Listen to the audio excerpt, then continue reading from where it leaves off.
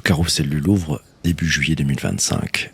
À l'ombre des pyramides, la chaleur parisienne n'a pas empêché les 5000 participants du Race Summit de remplir les salles à craquer. Une ambiance électrique, des badges multinationaux et surtout un niveau de conversation plutôt rare. Ici, pas de bullshit d'usage. On parle compute, souveraineté, scalabilité, énergie. On est à la racine des architectures d'intelligence artificielle. Connected Mate. Le moment fort de la journée, ce fireside chat passionnant entre Andrew Feldman, le CEO de Cerebras Systems, et Eric Schmidt, le fondateur de Relativity Space, qui est l'ex-patron bien connu de Google. Le tout orchestré par Henri Delahaye du Race Summit.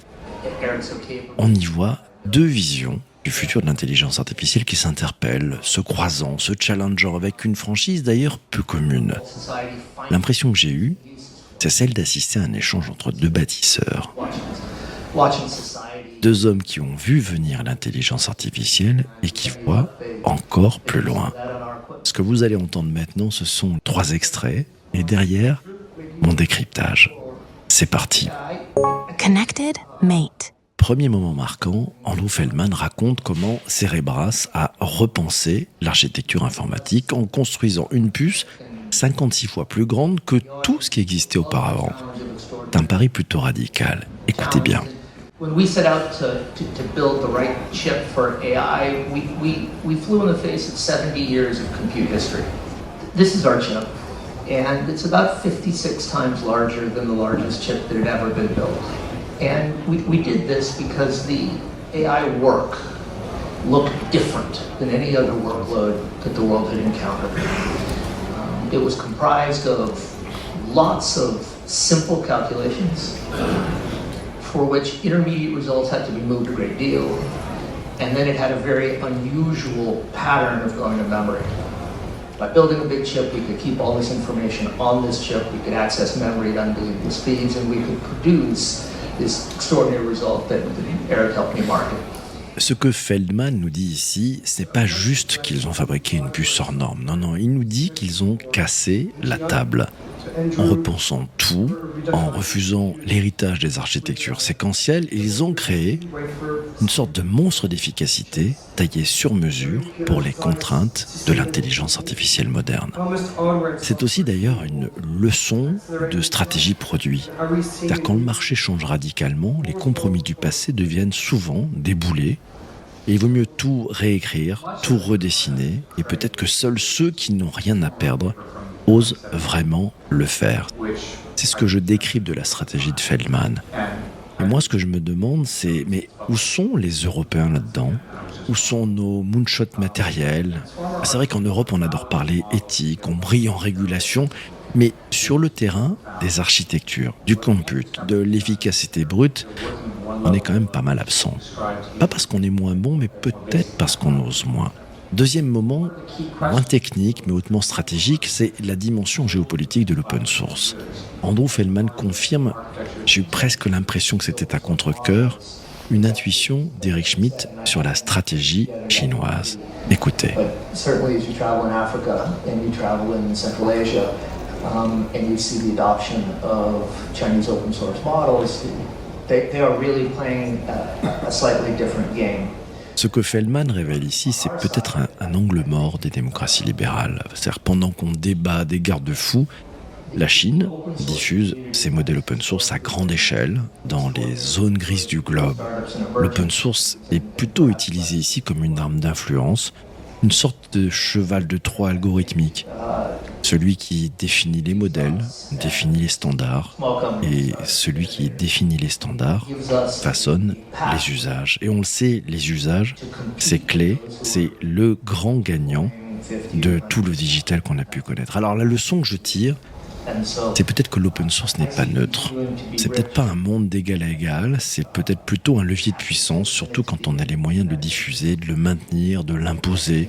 Et je le dis franchement, si l'Europe veut peser, je pense qu'elle doit sortir d'une sorte de naïveté technologique.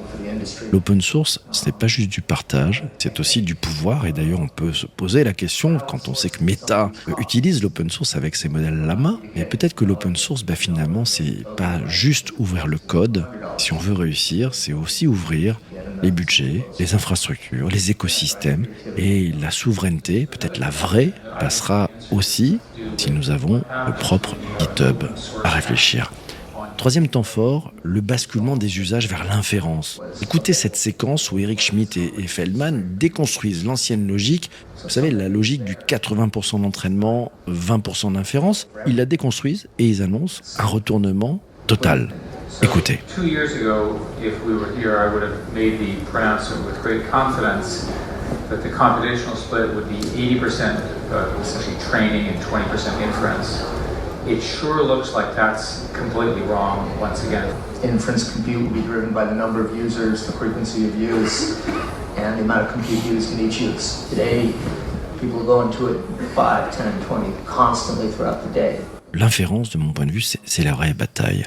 C'est plus le labo, c'est le terrain, c'est l'usage quotidien. Et ce que ces deux vétérans nous disent, c'est que le bottleneck, vous savez, le truc qui bloque, il va exploser côté serveur, bande passante et coût énergétique. Et à l'échelle mondiale, pas dans 10 ans, non, maintenant.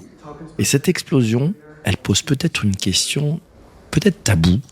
Qui paiera pour faire tourner l'intelligence au quotidien ? Qu'est-ce qui est soutenable ? Quelle est la fiscalité derrière ? Quelles sont les infrastructures ? Et surtout, qui va récolter les bénéfices ?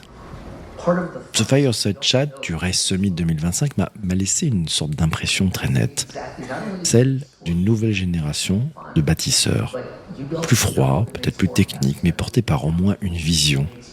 On n'est plus dans le fantasme de l'intelligence artificielle générale, on est dans la fabrique industrielle de l'inférence. Mais ce qui m'a frappé, c'est l'énorme angle mort énergétique. Tout le monde parle de compute, très peu parle d'électricité. Pourtant, c'est la variable limitante. Eric Schmidt le dit d'ailleurs crûment, une IA de classe mondiale, c'est une centrale nucléaire à elle seule. Et l'Europe, qui a l'énergie la plus propre, la taxe jusqu'à l'étouffement. Peut-être que c'est un problème stratégique. Et puis, il y a ce sujet qu'on évite souvent, l'alignement. Eric Schmidt l'a dit en toute transparence, personne ne sait comment tester un système qui cache ce qu'il sait. C'est vertigineux. Et moi, ça m'interpelle parce que est-ce qu'on peut déployer massivement une technologie qu'on ne sait pas auditer ? L'histoire nous rappelle d'ailleurs qu'on ne pilote pas, on ne comprend pas. Alors je vous pose cette question à vous qui nous écoutez sur ce podcast. Et si la souveraineté, ce n'était pas le modèle, ce n'était pas le cloud, ce n'était pas l'énergie, et si c'était la capacité à dire non ?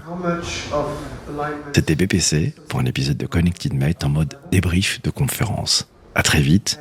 Si vous avez aimé cet épisode, n'hésitez pas à vous abonner sur les meilleures plateformes de balado-diffusion. Vous cherchez Connected Mate. On est disponible sur Apple Podcasts, Spotify, Deezer et aussi sur YouTube, Connected Mate. Merci d'avoir écouté jusqu'ici. Très bientôt. Ciao, ciao, ciao. Connected Mate.